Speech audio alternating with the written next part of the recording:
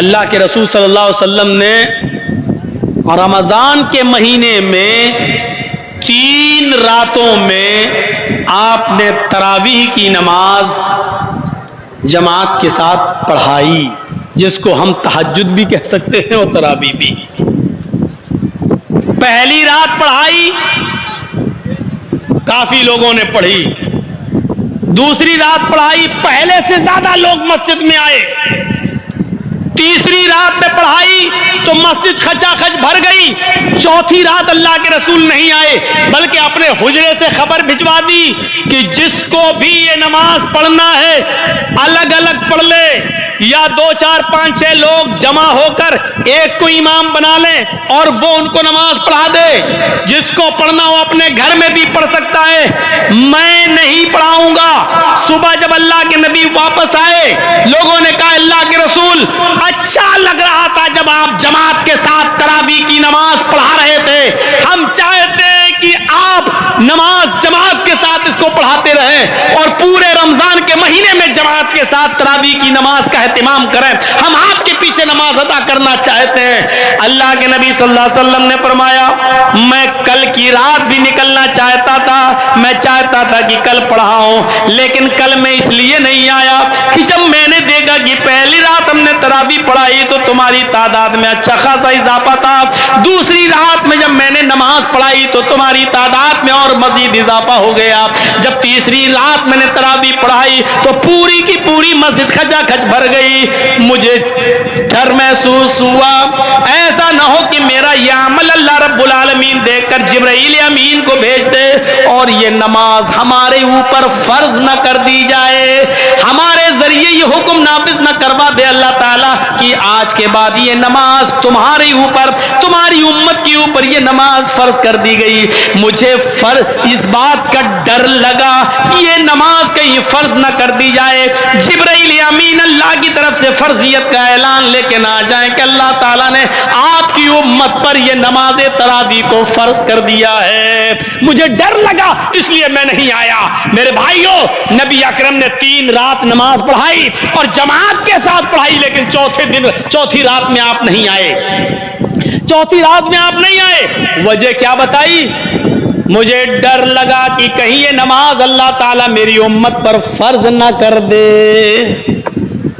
अगर मेरी उम्मत पर यह नमाज फर्ज कर दी जाए और फिर मेरी उम्मत ना पढ़ पाए तो जहन्नम के करीब चली जाएगी।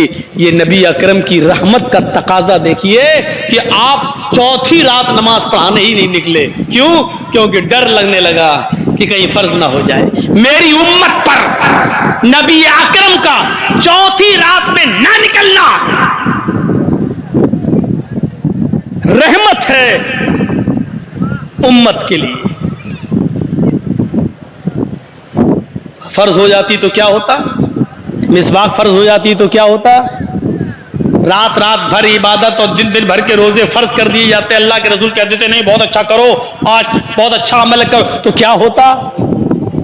हम कहां होते आज? यह सूरत हाल देखिए, अपने ज़मीर से पूछिए, अपने दिल से पूछिए। कुरान ने कितनी सही फजीलत बयान की मोहम्मदुर रसूलुल्लाह की। हरीसुन अलैकुम बिल मोमिनीन रऊफुर रहीम, वो मोमिनों के, मुसलमानों के फायदे के बड़े मुतमन्नी रहते हैं और मोमिनों के साथ उनकी रहमत कुछ खास है। कितनी खास रहमत है। आइए एक और चीज बताएं, और बहुत प्यारी चीज, और सुनिए। अल्लाह के नबी फरमाते हैं कि अल्लाह तबारक व तआला ने आदम अलैहिस्सलातु वस्सलाम से लेकर मुहम्मदुर रसूलुल्लाह तक, मुझ तक सारे नबियों को जब भी इस दुनिया में भेजा तो उनको एक इख्तियारी दुआ दी। इख्तियारी दुआ समझते हो? इख्तियारी दुआ दी कि हम तुम्हारी सारी दुआएं कबूल करें या ना करें ये मेरी मर्जी, लेकिन एक दुआ का इख्तियार देता हूं, तुम मांगो, तुम्हारी वो हम जरूर सुनेंगे। इसको कहते हैं इख्तियारी दुआ। एक दुआ हम जरूर सुनेंगे तुम्हारी, जो भी तुम मांगना चाहो मांगो। आदम अलैहिस्सलाम ने मांगी, और आदम अलैहिस्सलाम से लेकर ईसा अलैहिस्सलाम तक सारे नबियों ने वो इख्तियारी दुआ मांगी। अल्लाह के नबी फरमाते हैं, अल्लाह ताला ने हर नबी से कहा मांगो हम तुम्हें देंगे। सारे नबियों ने जल्दी कर ली।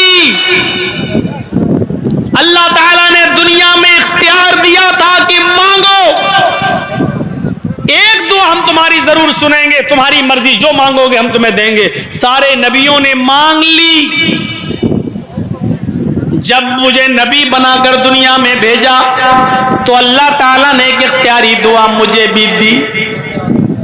हाय मोहम्मद सल्लल्लाहु अलैहि वसल्लम, मांग लीजिए आप भी दुनिया में क्या मांगना चाहते हैं, आपको भी इख्तियार है। मैंने सारे नबियों को एक इख्तियारी दुआ दी और उनकी सुनी, उनको इस दुनिया में नवाजा। आपको भी एक इख्तियारी दुआ दे रहा हूं, जो मांगेंगे हम देंगे। बताइए क्या चाहिए। अल्लाह के नबी ने इसका जिक्र हजरत आयशा सिद्दीका से किया कि अल्लाह ताला ने आज मुझे इख्तियारी दुआ दी है।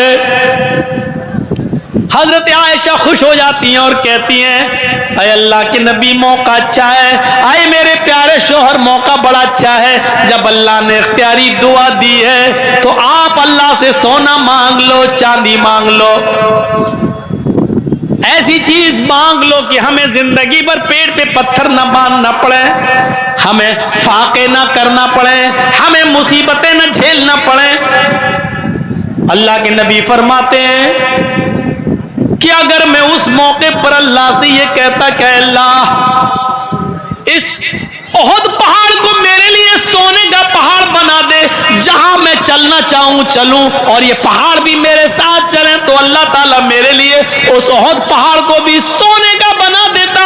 काबे के रब की कसम, जहां मैं चलता वो पहाड़ भी सोने का मेरे साथ साथ चलता। मेरी बीवी आयशा मुझसे कह भी रही थी कि अल्लाह के नबी आए मेरे प्यारे शौहर, जब अल्लाह ने इख्तियार दिया ही है तो मांग लो, क्यों नहीं मांगते हो। फख्तबातु, लेकिन मैंने वो दुआ नहीं मांगी, मैंने उस दुआ को छिपा लिया। सारे नबियों ने जल्दी की, लेकिन मैंने जल्दबाजी नहीं की। अल्लाह ने इख्तियार दिया, मांग लो। मैं चाहता तो ओहद पहाड़ भी मेरे लिए सोने का बन जाता, जहां मैं चलता पहाड़ मेरे साथ साथ चलता। मैं जो मांगता अल्लाह मुझे देता, लेकिन मैंने नहीं मांगा।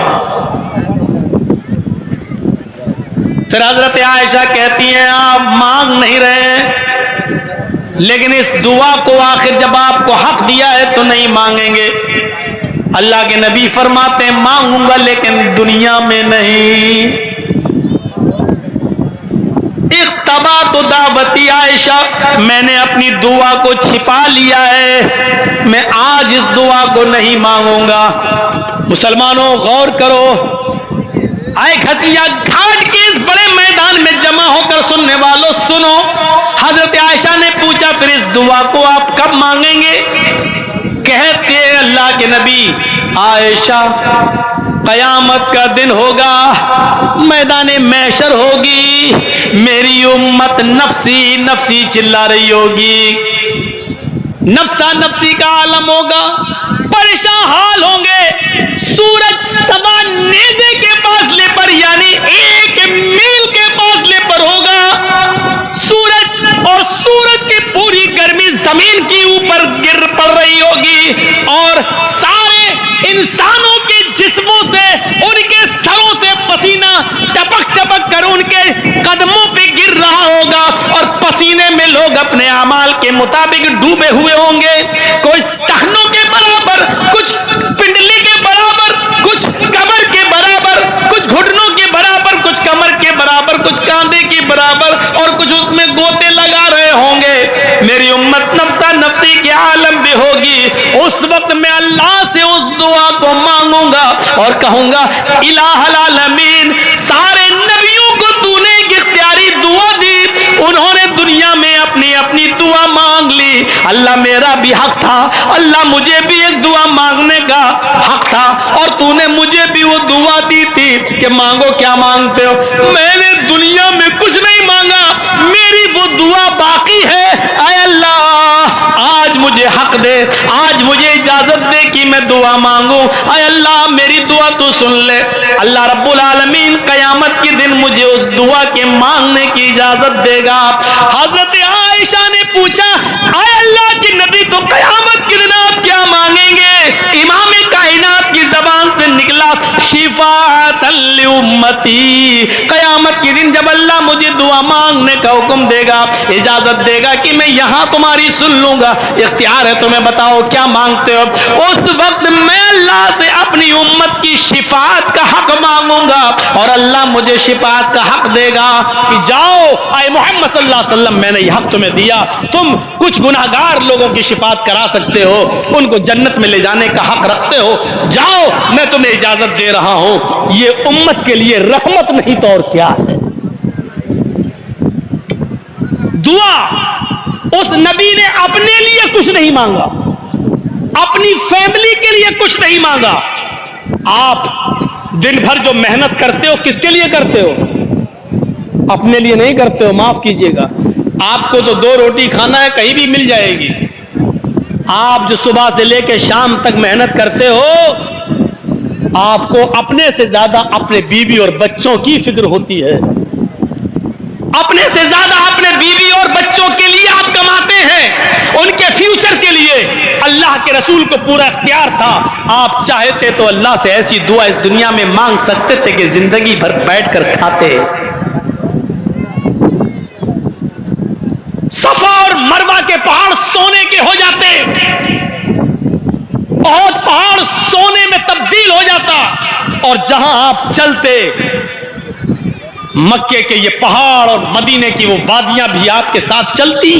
लेकिन अल्लाह के नबी सल्लल्लाहु अलैहि वसल्लम अपने और अपनी फैमिली के लिए कुछ नहीं मांग रहे हैं, और वो दुआ भी छिपा ली। इख्तबा तो दावती, मैंने अपनी उस दुआ को छिपा लिया। लियौमिल क़यामा, कयामत के दिन के लिए, अल्लाह से कयामत के दिन मैं मांगूंगा। अम्मा आयशा पूछती है तो कयामत के दिन क्या मांगेंगे? कहती है शिफाअतन लिउम्मती, अपनी उम्मत की शिफाअत का सवाल करूंगा मैं अल्लाह ताला से। यह है रसूल की रहमत उम्मत के साथ। उम्मत क्या कर रही है? फजर की नमाज में देख लीजिएगा इस उम्मत का क्या हाल है। मौलवी जर्जीस की पूरी तकरीर सुनने के बाद मस्जिदों का जायजा ले लीजिएगा। सुबह फजर की नमाज के टाइम पर आपकी मस्जिदें बता देंगी कि आज के इस जलसे का कितना असर हुआ है, कितना असर हुआ है। ये सूरत हाल, ये नबी अकरम की रहमत। आओ एक और नक्शा दिखाता हूं रहमत का। उम्मत के लिए रहमत, हमारे आपके लिए रहमत। कितना मेहरबान थे वो रसूल हमारे और आपके ऊपर। कभी गौर किया? मेराज हुई, सफर मेराज पे गए, बुर्राक के जरिए, और अल्लाह ताला ने वहां नबी अकरम को एक तोहफा दिया। तोहफा क्या मिला? 50 वक्त की नमाज नबी अकरम पर और आपकी उम्मत पर फर्ज कर दी गई। जरा नक्शा देखिए, अल्लाह के रसूल सल्लल्लाहु अलैहि वसल्लम को क्या मिला? अल्लाह ने क्या दिया? जाओ ऐ मोहम्मद, आप और आपकी उम्मत पर 50 वक्त की नमाज मैंने फर्ज कर दी। बड़े खुश, 50 वक्त की नमाज का तोहफा मिला है, लेके चले आ रहे हैं, लेके चले आ रहे हैं। चौथे आसमान पर पहुंचते हैं, मूसा अलैहिस्सलातु वस्सलाम से मुलाकात हो जाती है। मूसा अलैहिस्सलातु वस्सलाम ने कहा, आए मोहम्मद सल्लल्लाहु अलैहि वसल्लम, अल्लाह ताला की तरफ से आपको जो तोहफा मिला है वो तोहफा क्या है? तो मूसा अलैहिस्सलातु वस्सलाम ने पूछा तो अल्लाह के नबी ने कहा, हमारी उम्मत पर अल्लाह रब्बुल आलमीन ने 50 वक्त की नमाजें फर्ज कर दी हैं। अल्लाह के नबी ने कहा, कितने वक्त की नमाज? मूसा अलैहिस्सलाम ने कहा, कितने वक्त की नमाज? अल्लाह के नबी फरमाते हैं 50 वक्त की नमाज। मूसा अलैहिस्सलातु वस्सलाम कहते हैं, आए मोहम्मद सल्लल्लाहु अलैहि वसल्लम दोबारा अल्लाह के पास चाहिए, 50 वक्त की नमाज बहुत ज्यादा हैं। लेकिन अल्लाह के नबी क्या कह रहे हैं, नहीं 50 वक्त की नमाज बहुत ज्यादा नहीं है, हम और हमारी उम्मत पढ़ लेगी। फिर मूसा अलैहिस्सलाम ने यहां एक जुमला कहा जो हदीस की किताबों में इस तरीके से दर्ज है, इन्ना उम्मतक ला तुतीख, मोहम्मद आप पढ़ लेंगे, आपकी उम्मत 50 वक्त की नमाज नहीं पढ़ सकती। जुमले पर गौर कीजिए, इन्ना उम्मतक ला तुतीख, आपकी उम्मत के अंदर 50 वक्त की नमाज पढ़ने की ताकत नहीं है। मूसा तुम भी नबी बनकर गए थे, तुम्हें तजर्बा है, तुम्हारी उम्मत का हाल तुम्हें मालूम है, क्या मेरी उम्मत 50 वक्त की नमाज नहीं पढ़ पाएगी? मूसा अलैहिस्सलाम ने कहा नहीं।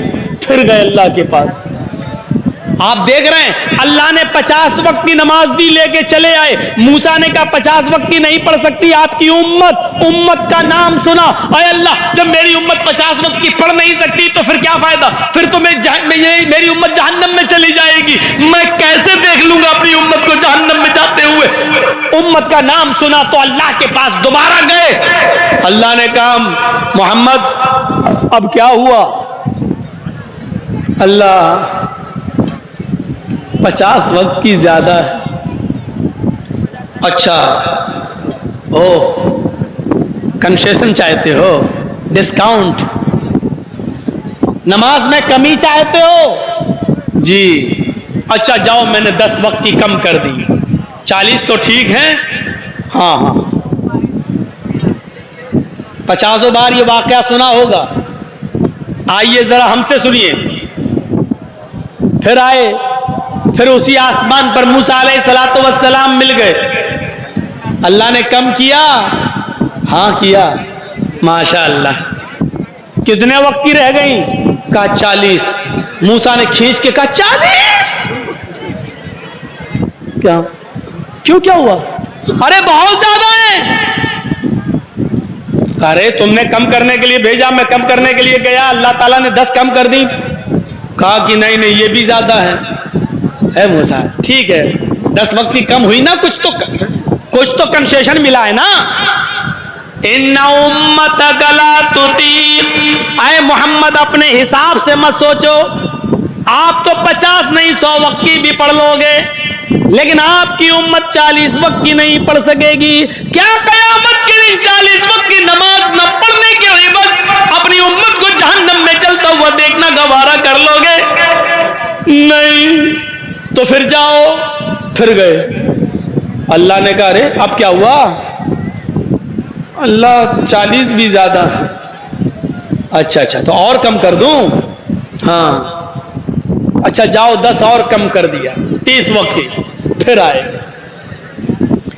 मूसा, हाँ आधी के करीब हो गई, 50 में से 20 चली गई, 30 रह गई। कहा 30? देखो मूसा अब मत कहना ज्यादा है। हाँ है, आप अपने हिसाब से सोच रहे हो, लेकिन हमारा तजर्बा कहता है कि आपकी उम्मत 30 वक्त की नमाज भी नहीं पढ़ पाएगी। मूसा का तजर्बा देखिए। अल्लाह के नबी कहते हैं मूसा तुम कह रहे हो तो एक बार और चला जाता हूं। अल्लाह ने कहा अब क्या हुआ? कहा अल्लाह 30 भी ज्यादा है। अच्छा जाओ 10 और कम, 20। मूसा अलैहिस्सलातु वस्सलाम के पास आकर कहते हैं मूसा तुम बार बार भेज रहे हो, अब मैं जाने वाला नहीं, क्योंकि अल्लाह ने आधी से ज्यादा कम कर दी। 50 में से 30 कम हो गई, 20 रह गई।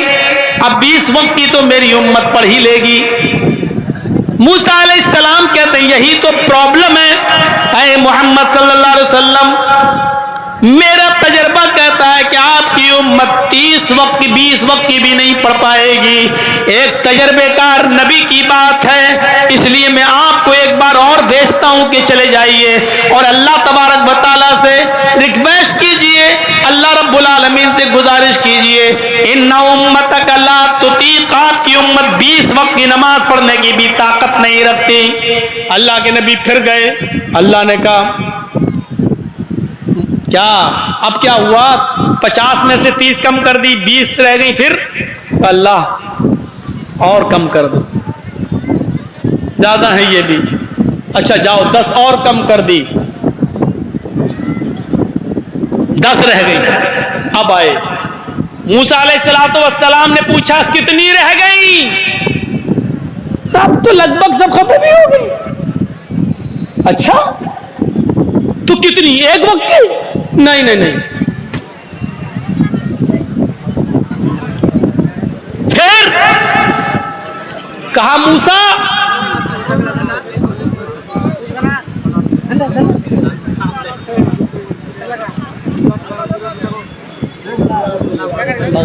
उसको उधर जाके छोड़ दो।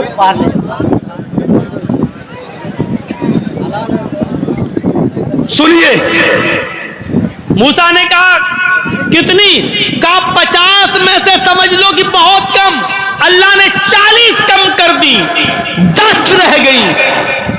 मूसा ने कहा कि 10 रह गई, कितनी कम कर दी? कहा 10 और कम कर दी, 10 रह गई। कहा 10? हाँ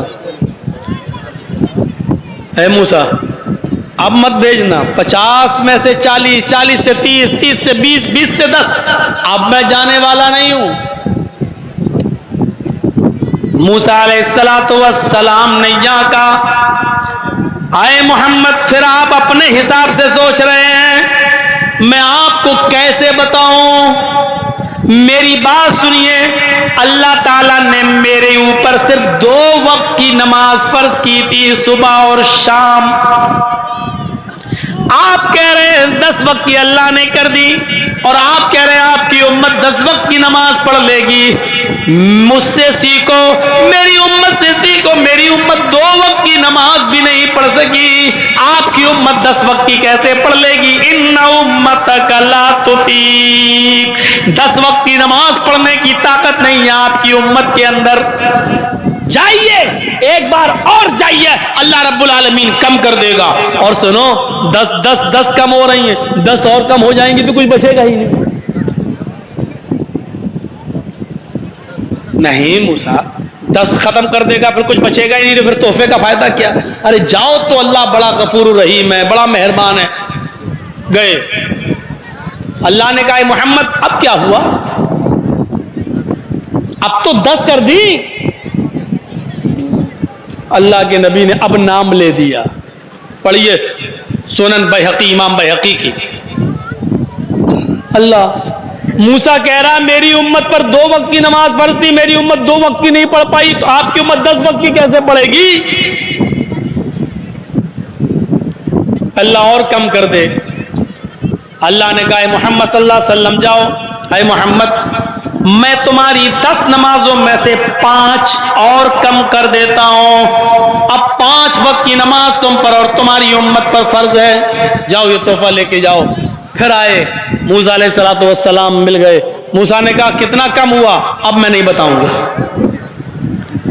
क्यों, क्या हुआ? फिर तुम भेजने की बात करोगे, पर अब मैं जाऊंगा नहीं। क्यों? तादाद तो बताओ कितनी? का 5।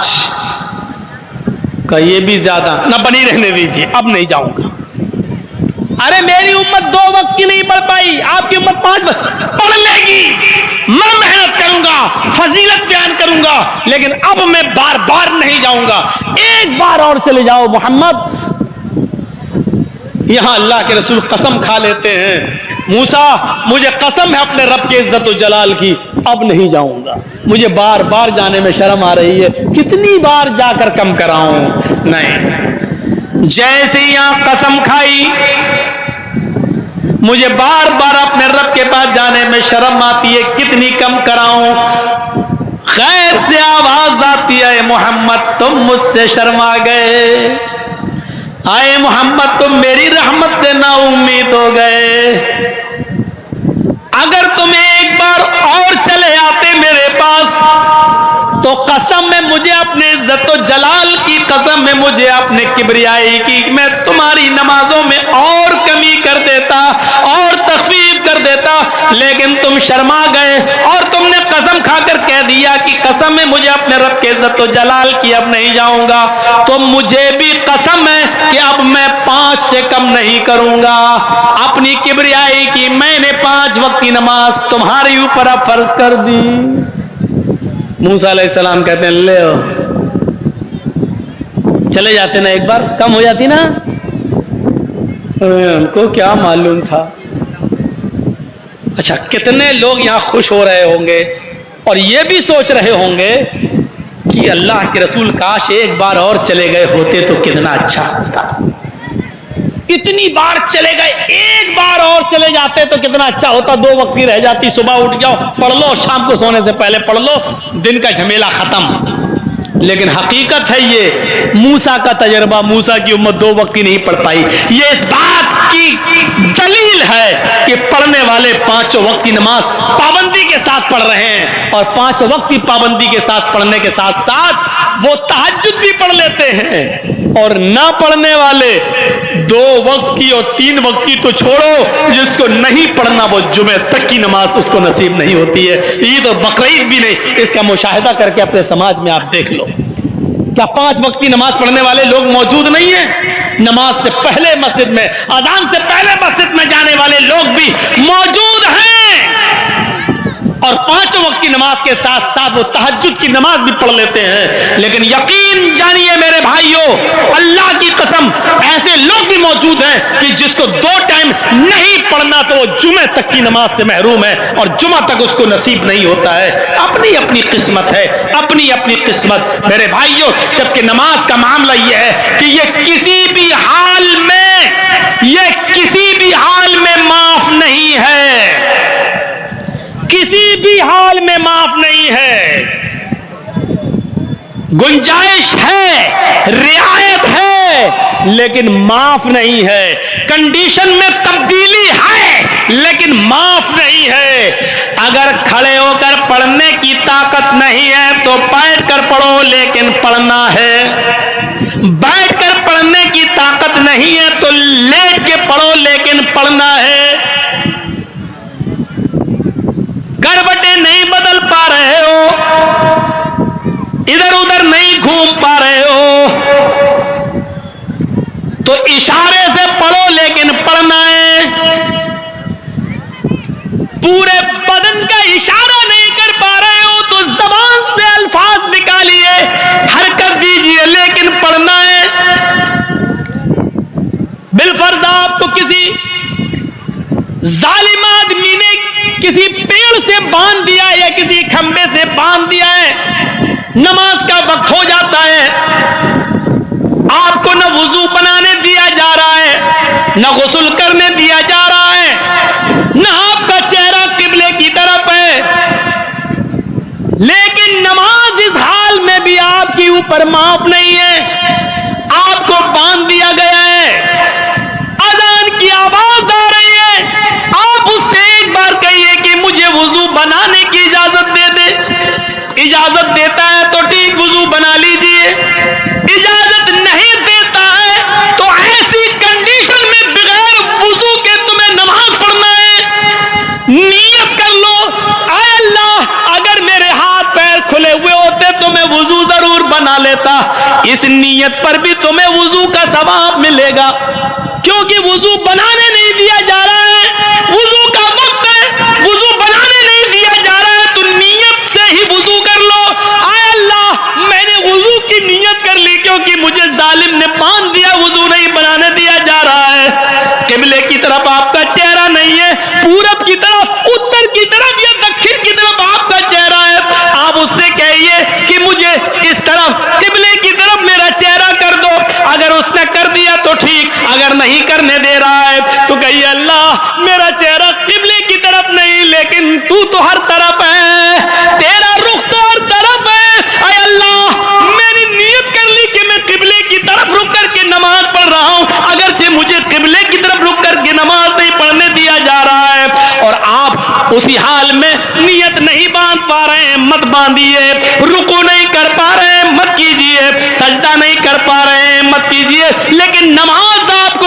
कंडीशन में भी पढ़ना पड़ेगी, जबान चलाना पड़ेगी। सुभानक अल्लाहुम्मा व बिहम्दिका व तबारक अस्मुका पढ़ना पड़ेगा। अल्हम्दुलिल्लाहि रब्बिल आलमीन अर्रहमानिर रहीम पढ़ना पड़ेगा। सुभान रब्बियल अज़ीम, सुभान रब्बियल आला।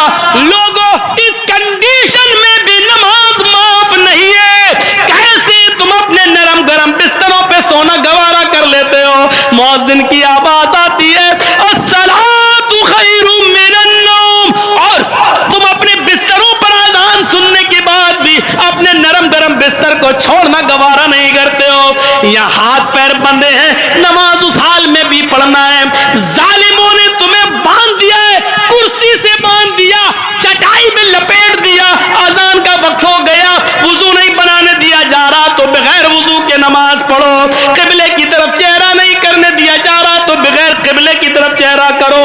हाथ पैर नहीं चलाने दिया जा रहा तो जबान के से अल्फाज निकाल कर नमाज पढ़ो, इशारे से पढ़ो। लेकिन पढ़ना उस हाल में भी है, माफ किसी कंडीशन में नहीं है। कंडीशनें बदल दी जा सकती हैं लेकिन नमाज माफ नहीं है।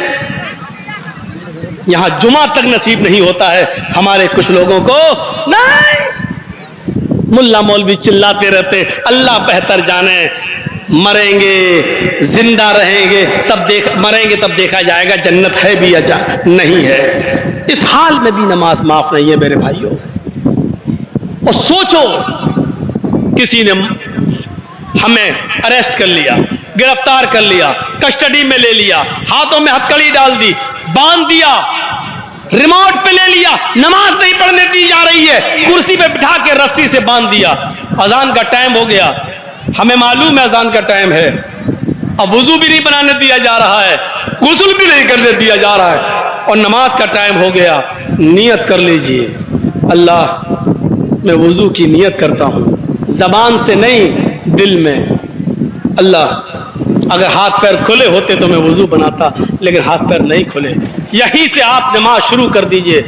फर्ज पढ़ रहे हो तो अल्लाहु अकबर अशहदु अल्ला इलाहा इल्लल्लाह आप इकामत कहिए और वहीं पर शुरू कर दीजिए अल्लाहु अकबर।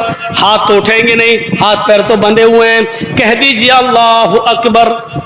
आपको मालूम होना चाहिए कि इमाम मालिक रहमतुल्लाह अलैह को इतना मारा था, बादशाह ने इतना मारा था कि उनके दोनों हाथ टूट गए। जब नमाज का वक्त हुआ तो उन्होंने ऐसे ही हाथ छोड़कर नमाज पढ़ी थी, अल्लाहु अकबर। न हाथ कानों तक उड़ रहे हैं, न हाथ सीने पर बंध रहे हैं, ऐसे ही उन्होंने नमाज पढ़ी, अल्लाहु अकबर। आज भी मक्के में चले जाओ, आज भी सऊदिया में चले जाओ, इमाम मालिक के मानने वाले आज भी आपको हाथ छोड़कर नमाज पढ़ते हुए नजर आए। उन्होंने मजबूरी में नमाज हाथ छोड़कर नमाज पढ़ी, लेकिन ये बेचारे आप देखेंगे बिना किसी मजबूरी के हाथ छोड़ के नमाज पढ़ रहे हैं। जब मारा ही इतना है कि हाथ उठ ही नहीं रहे हैं तो उन्होंने बगैर हाथ उठाए और सीने पर बांधे हाथ लटकाए लटकाए नमाज पढ़ी। मैं कहना ये चाहता हूं कि नमाज किसी भी हाल में माफ नहीं है, कोई कंडीशन ऐसी नहीं है। कंडीशन तो बदली जा सकती है लेकिन नमाज में यहां तक के सहाबा किराम जब जंग हुआ करती थी तो उसमें भी नमाज पढ़ा करते थे। दो कौमें, दो फौजें हो जाया करती थी, एक फौज काफिरों का मुकाबला करती थी और दूसरी फौज जल्दी से 2 रकात नमाज पढ़ लिया करती थी। जब ये कौम नमाज पढ़ के फारिग होती थी तो दूसरी कौम जल्दी से जंग को संभाल लेती थी और नमाज पढ़ने वाले लोग जल्दी से जंग को संभाल लेते थे और जो लोग पहले से जंग को संभाले हुए थे वो जाते थे और वो नमाज पढ़ते थे। गौर करो, जंग हो रही हो, काफिरों से लड़ रहे हो और ऐसे मौके पर अगर नमाज का वक्त आ जाए तो नमाज यहां पर भी पढ़ना पड़ती है, नमाज इधर भी माफ नहीं है। गौर कीजिए, जबकि हमें मालूम है कि तीर बरस रहे हैं, तलवारें चल रही हैं, हमारा जंग में लड़ना जरूरी है। ऐसे मौके पर भी 2 गिरोह हो जाएंगे, एक गिरोह नमाज पढ़ेगा, दूसरा गिरोह जंग लड़ेगा। नमाज पढ़ने वाला जब नमाज से फारिग होगा तो लड़ाई लड़ेगा और जो लोग लड़ाई लड़ रहे थे वो अब नमाज पढ़ना शुरू कर देंगे और हल्की हल्की सूरतें, हल्की हल्की 2 रकातें पढ़ेंगे। ज़ोहर की, असर की, मगरिब की पूरी 3 पढ़ेंगे और ईशा की 2 रकात पढ़ेंगे। सफर में और जिहाद की जंग के मौके पर नमाज जो 4 रकात वाली है वो 2 रकात हो जाती है। मेरे भाइयों, नमाज इस कंडीशन में भी माफ नहीं है। हजरत उमर फारूक को जब अबू लुलू ने, फिरोज ने जब तीर मारा तो उनका पेट फट गया था नमाज की हालत में। जब उनको बेहोश हो गए, जब उनको होश आया तो सबसे पहले उन्होंने नमाज पढ़ी, लेकिन खून पेट से इतना निकल गया कि खाना खिलाया जा रहा था तो उनके पेट से बाहर आ जाता था, दूध पिलाया जाता था मुंह से तो पेट से वो बाहर निकल जाता था। किसी ने कहा अमीरुल मोमिनीन, इस हाल में भी आपने नमाज अदा की है। फरमाया नमाज किसी भी हाल में माफ नहीं है। मेरा पेट फट गया, पानी भी मुंह से पीता हूं तो पेट से बाहर निकल जाता है, लेकिन नमाज इस हाल में भी मुझे पढ़ना थी इसलिए पढ़ ली। फरमाया अगर कोई दूसरा आदमी इस हाल में नमाज छोड़ दे तो क्या होगा? फरमाया लिमन तरक ला हज़्ज़ फिल इस्लामी लिमन तरक अस्सलाह। इस हाल में अगर उसको होश है और वो जानता है कि मैं होश में हूं, इस हाल में अगर है और होश में है तो नमाज उसको इस हाल में भी पढ़ना पड़ेगा। अगर इस हाल में होश में होने के बावजूद नमाज नहीं पढ़ता है तो इस्लाम के अंदर उसका कोई हिस्सा नहीं है।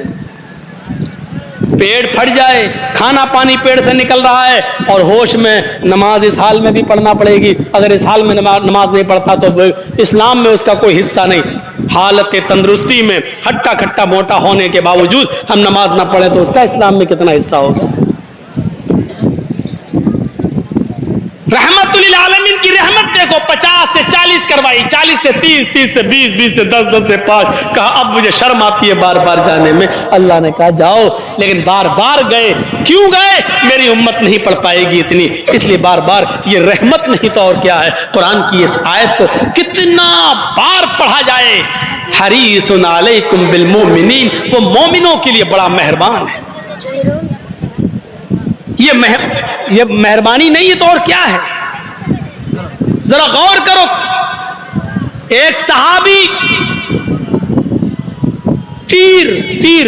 तीरों का एक बंडल बनाया, 15-20 तीर के इकट्ठा करके गठरी बनाई। और तीर में आपने देखा होगा आगे का हिस्सा नोकदार होता है, नोकदार जब वो छोड़ते हैं तो वही नोक किसी को लगती है जहां मारना होता है, तो नोक का हिस्सा, और ऐसे लटकाते हुए जा रहे थे, ऐसे चल रहे थे, एक हाथ में तीर और वो चल रहे थे। वुजू बनाकर इसी हाल में मस्जिद में दाखिल हुए।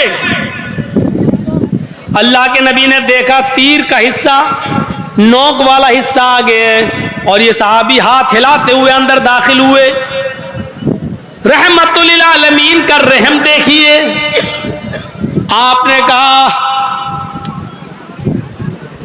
आए सहाबी, आपने कहा उस शख्स से जो तीर लेके चल रहा था, आपने कहा तीर के सिरों को अपनी मुट्ठी से मजबूती से पकड़ो, तीर के सिरों को मजबूती से पकड़ो। कैला तख्दिशु मुस्लिमन, कहीं किसी तीर की नोक से कोई मुसलमान जख्मी न हो जाए। रहमत देखिए नबी अकरम की। आपने देखा साहबी तीर लेके जा रहे हैं, उधर मस्जिद में और भी सहाबा जा रहे हैं। ऐसा ना हो कि आगे वाला तीर की नोक किसी दूसरे सहाबी की चुभ जाए। क्या कहते हैं कि तीर के आगे वाले हिस्से को पकड़ लो मजबूती से और हाथ मत हिलाओ। कैला तख्तिशु मुस्लिमन, तुम्हारे तीर का अगला हिस्सा किसी मुसलमान सहाबी को लगकर उसको जख्मी न कर दे। इमाम कायनात की नजर कितनी तेज है। आप सहाबी के तीरों को देख रहे हैं और ये महसूस कर रहे हैं कि किसी मुसलमान को ये तीर चुभ न जाए। सच कहा, अजीजुन अलैहि मा अनित्तुम, कांटा तुम्हारे चुभता है, दर्द मोहम्मदुर रसूलुल्लाह को होता है। ये एहसास अल्लाह के नबी के अंदर था। इतना भी गवारा नहीं किया। जो नबी तीर की नोक किसी मुसलमान को लग जाए, इतना भी गवारा नहीं कर रहे हैं वो नबी ये कैसे गवारा करेंगे कि कोई मुसलमान किसी मुसलमान को कत्ल कर दे, कोई मुसलमान अपनी बंदूक या पिस्टल या AK-47 या तमंचा निकाल कर उसकी गोली से किसी दूसरे मुसलमान को कत्ल कर दे।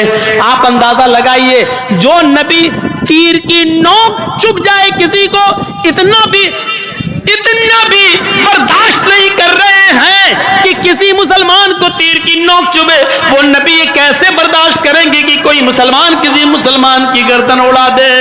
इसीलिए फरमाया नहीं नहीं, कयामत के दिन यजीउल कातिलू यजीउल मक्तूलू, मक्तूल इस हाल में लाया जाएगा जिसको कत्ल किया गया होगा। एक कातिल ने किसी आदमी को मारा, मक्तूल को मारा, उस मक्तूल को कयामत के दिन वो मक्तूल कातिल का सर पकड़ कर लाएगा, उसको खींचता हुआ लाएगा। जो मारा गया दुनिया में, वो उस कातिल को जिसने उसको मारा था दुनिया में, उसका सर पकड़ कर लाएगा और उसको खींचते हुए लाकर अल्लाह के सामने खड़ा कर देगा और कहेगा, अल्लाह ये मेरा कातिल है, इससे पूछ कि इसने मुझे क्यों कत्ल किया था। लिमा कतलनी फसल लिमा कतलनी, अल्लाह हाज़ल कातिल फसल लिमा कतलनी, अल्लाह ये मेरा कातिल है, इसने दुनिया में मुझे मारा था, मैं इसको खींच कर तेरे पास ले आया। अल्लाह इससे पूछ के इसने दुनिया में मुझे क्यों मारा था, अल्लाह इससे पूछ के इसने दुनिया में मुझे क्यों कत्ल किया था। मुझे तो कोई वजह मालूम नहीं पड़ रही है, इसने मुझे मारा तो क्यों मारा यह आज तक हमें पता नहीं चल सका। इसने मुझे मारा ही नहीं था बल्कि मेरी बीवी को बेवा किया था, मेरे बच्चों को इसने मुझे मार कर यतीम कर दिया था। अल्लाह इससे पूछ के इसने मुझे दुनिया में क्यों मारा था, इसने क्यों कत्ल किया था। मकतूल कातिल को खींच के लाएगा। बहुत आसान है किसी को मार देना, बहुत आसान है किसी की गर्दन उड़ा देना, बहुत आसान है किसी को बंदूक की गोली मार देना। अल्लाह के नबी सल्लल्लाहु अलैहि वसल्लम फरमाते हैं, कसम है उस रब के इज्जत व जलाल की, अगर एक मुसलमान के कत्ल में सारी जमीन वाले और सारे आसमान वाले शामिल हो जाएं, इश्तरकू फी दमे मुस्लिमिन, एक मुसलमान के कत्ल करने में आसमान के सारे फरिश्ते मिल जाएं और दुनिया के सारी इंसानियत मिल जाए, आदम की सारी औलाद यानी पूरी दुनिया मिलकर एक मोमिन को कत्ल कर दे, एक मुसलमान को कत्ल कर दे, तो कयामत के दिन उस एक मुसलमान को कत्ल करने वाले सारे फरिश्तों को और पूरी दुनिया के इंसानों को अल्लाह रब्बुल आलमीन लाकबुल्लाहुन्नार, अल्लाह रब्बुल आलमीन औंधे मुंह जहन्नम के अंदर डाल देगा। अल्लाह रब्बुल आलमीन ये नहीं देखेगा कि इसको कत्ल करने वाले फरिश्ते और दुनिया में सारी दुनिया के लोग हैं, अल्लाह पूरी दुनिया इंसानियत को और आसमान के सारे फरिश्तों को भी जहन्नम के अंदर डाल देगा अगर वो एक मुसलमान के कत्ल में शरीक है। तो एक मुसलमान की इज्जत और एहतराम यह है अल्लाह की नजर में कि अगर एक मुसलमान को कत्ल करने के लिए आसमान के सारे फरिश्ते भी मिल जाएं और पूरी दुनिया के इंसान मिल जाएं और सबने मिलकर एक मुसलमान को मारा, तो अल्लाह कह रहा है कि मैं सारे फरिश्तों को भी जहन्नम में डाल दूंगा और सारी इंसानियत को भी जहन्नम में फेंक दूंगा, ढकेल दूंगा। ये नहीं देखूंगा एक मुसलमान ही तो मरा है।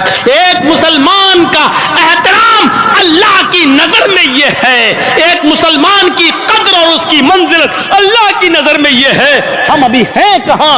कितना आसान है मां की गाली दे देना, कितना आसान है किसी मुसलमान को बहन की गाली दे देना, कितना आसान है किसी मुसलमान को उसकी बेटी की गाली दे देना, कितना आसान है उसके ऊपर झूठ और तोहमत लगाना और इल्जामात के क्या अंबार लगा देना, बहुत आसान है। लेकिन एक मुसलमान की इज्जत और आबरू कितनी है इसका एहसास हमें नहीं होता है। अल्लाह के रसूल ने रहमत सिखलाई, रहमत फरमाया, जब तुम बिस्तर पर सोने के लिए जाओ, जब तुम बिस्तर पर सोने के लिए जाओ, जब तुम अपने बिस्तर पर सोने के लिए जाओ, वत्फी मिस्बाहक, अबू दाऊद और सुनन नसई के अल्फाज हैं, तो अपने घर की बत्ती चिराग को बुझा दिया करो। जो लोग लाइट जला के सोते हैं, सुन लो, अल्लाह के रसूल ने इधर भी हदीस रहनुमाई फरमा दी है, वत्फी मिसबाहक, जब तुम बिस्तर पे सोने जाओ तो तुम चिराग बुझा दिया करो।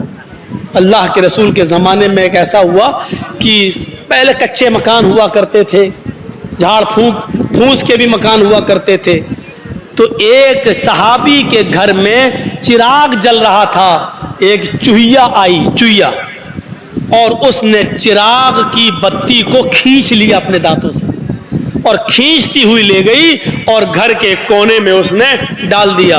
उसने आग पकड़ ली और पूरा घर जल गया, और उस सहाबी के बीवी और बच्चे भी उस आग में जल गए। अल्लाह के नबी को जब इसकी इत्तला मिली तो आपने हुक्म नाफिज फरमाया कि जब तुम बिस्तर पे सोने जाया करो, वत्फी मिसबाहक, तो अपनी मिसबाह को, अपने चिराग को बुझा दिया करो। उस जमाने में चिराग थे, इसलिए चिराग, आज के जमाने में तरक्की करके लाइट आ गई, बल्ब, तो बल्ब को भी वही हुक्म नाफिज होगा, यानी लाइट बुझाकर सोना चाहिए। हमारे नबी इतने मेहरबान हैं, इतने रऊफ रहीम हैं कि हमारे नबी की रहमत ये भी गवारा नहीं करती कि कोई मुसलमान जब अपने घर में लाइट जला के सोए और रात में वोल्टेज हाई हो जाए और शॉर्ट हो जाए बल्ब, बत्ती, कुमकुमा लाइट शॉर्ट हो जाए और उससे कोई चिंगारी निकले और घर में किसी कपड़े पर गिरे और कपड़े से पूरे घर में आग लग जाए।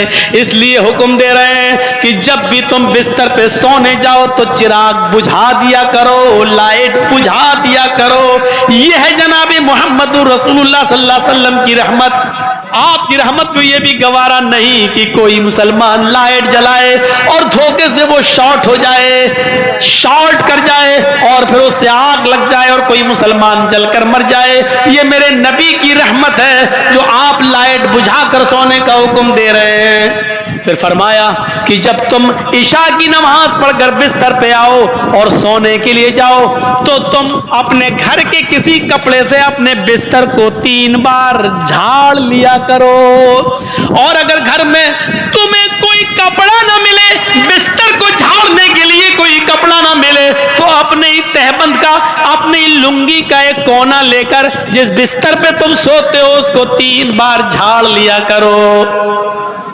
दीवारों पे अक्सर छिपकलियां चढ़ती हैं, खतरनाक जानवर भी कभी कभी घर में आ जाते हैं। इशा की नमाज का वक्त बड़ा अजीब होता है।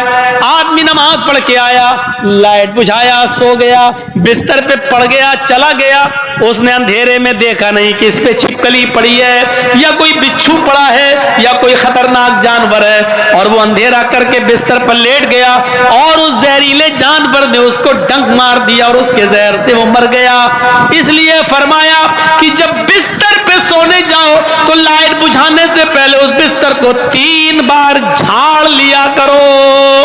3 बार झाड़ लो, उसके बाद लाइट बुझाओ और उसके बाद सोया करो। इसलिए हमारे नबी की रहमत ये भी गवारा नहीं कर रही कि कोई मुसलमान बिस्तर पे सोने जाए और बगैर झाड़े हुए बिस्तर पर लेट जाए और कोई खतरनाक जानवर उसको डस ले, डंक मार दे और उसको काट ले और वो मर जाए। मेरे नबी की रहमत इस बात को गवारा नहीं कर रही है, इसलिए हुक्म दिया कि बिस्तर को झाड़ लिया करो। फिर फरमाया खुली हुई छत के ऊपर मत सोया करो।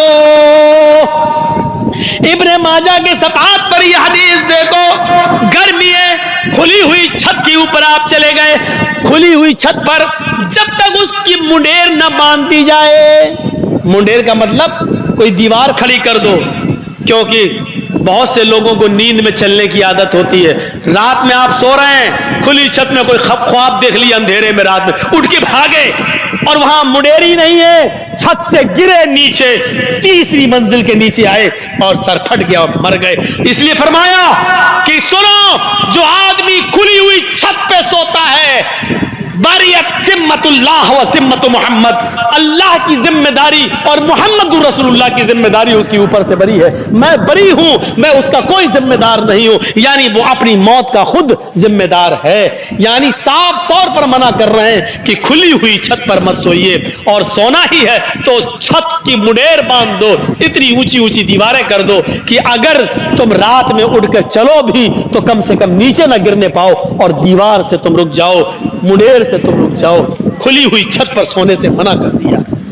अल्लाह के नबी सल्लल्लाहु अलैहि वसल्लम ने, मेरे नबी की रहमत को यह भी गवारा नहीं है कि कोई मुसलमान खुली हुई छत पे सो रहा हो और रात में उठे और नींद में चल दे या डरावना ख्वाब देख ले और भागे और नीचे गिर के मर जाए। मेरे नबी की रहमत इस बात को गवारा नहीं कर रही है।